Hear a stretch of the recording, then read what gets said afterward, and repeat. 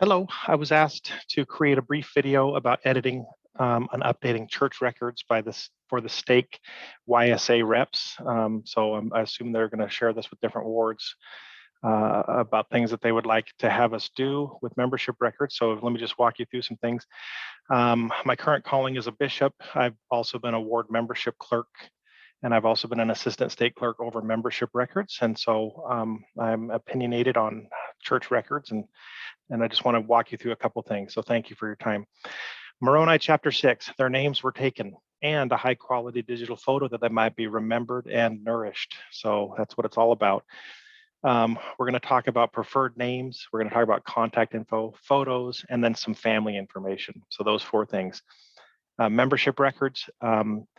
Every member of a bishopric, including a clerk and a secretary, has the ability to edit contact information, phone, email, and manage photos.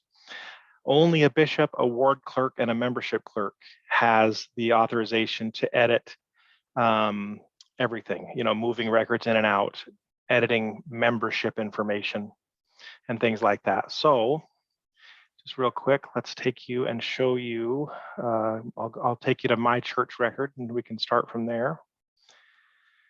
So here we go, share screen. Okay, here, this is my church record here.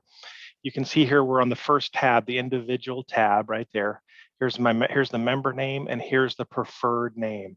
We want to be utilizing the preferred name section of the record. And obviously here's the individual phone number and the individual email. We want to populate those. When a person is in a family and they've moved to college, sometimes the individual and email and phone number is not populated, and so it doesn't go with them. It's just like the home number of mom and dad. So make sure we're utilizing the individual phone and individual email. Also on the preferred name, so I'm going to click on this little pencil here, which is going to edit this. So, in this case, my name is Eric, so I'm just simply putting in here as Eric minus the middle name. So we don't usually do middle names in the preferred name section. But this can mean a lot of different things. So, it's just people that, I'll give you some examples. Somebody that goes by Alexander, you might put Alex. Somebody that goes by Robert, you might put in Bob. Somebody that goes by Nathan, you might put Nate. Terrence, you might put Terry. In other words, what do they call you at home and at work and at school? That's the name we want in there. Years ago, when I was a membership clerk, I called a less active family and I asked for the certain name. And that person turned to whoever he was talking to and he said, "It's the church calling." In other words, the only person that ever uses that name is when it's from his church record. So, okay, now also a photo. Get an up close, nice photo, and we don't want to take pictures of members. Get them to text a member of the bishopric their favorite photo, right? No clerk's office mugshots. So just have them text a member of the bishopric a nice updated photo, or you could say, "Hey, I saw this awesome photo on Facebook or some social media. Do you mind if I use that for your picture?" So it's as simple as doing that right here, and again, you can also do that from your phone as well. So this is obviously on a web browser, but in member tools, you can do it. You can edit phone number, email, and photos from member tools as well. Okay, finally, the tab here where it says family. That's only the bishop, the clerk, or the membership clerk that can do that. But I guarantee you that several of your YSAs are actually not single. A lot of them are married. So if you can get the marriage information and you can enter the marriage information for that member, whether they're a member of the church or a non-member, it doesn't matter. You simply need the name of that individual, their birthday, and their marriage date, and where they were married.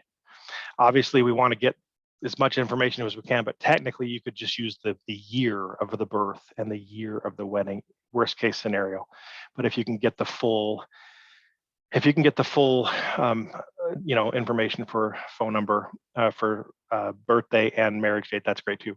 Also add children. If there's children, all you need is their full name and their date of birth, and you can add the children to that tab. And then that way, when missionaries are running reports on part member, less active families, their records are going to be so much better. So anyway, just to recap, we talked about who has the rights to do what, and we talked about utilizing the preferred name, making sure the individual contact information is in their phone number and email, making sure that there's a good high quality photo in there. And again, members can update their own photos, but it's generally speaking, it's a waste of time to ask them to do that. Generally speaking, they just can text a member of the bishopric that information, and we just find that it's not productive to have to ask members to go in and do it themselves. So, and with older members of the ward too, when you're visiting them, a member of the bishopric's visiting them in their home, if there's a nice picture on the wall, ask if you can take a picture of that picture and use that for their photo, something like that. So again, preferred name, contact info, individual, cell phone, email, nice up close photo, and then of course adding spouse and children to the member's record as well, so we can really get a good idea of where we are. So anyway, that's it. That's membership records. Again, if anyone wants a deep dive into something, a bishopric or a clerk or a bit, anyone wants to dig in further, happy to do that in a one-on-one session. But anyway, thank you. Have a good day.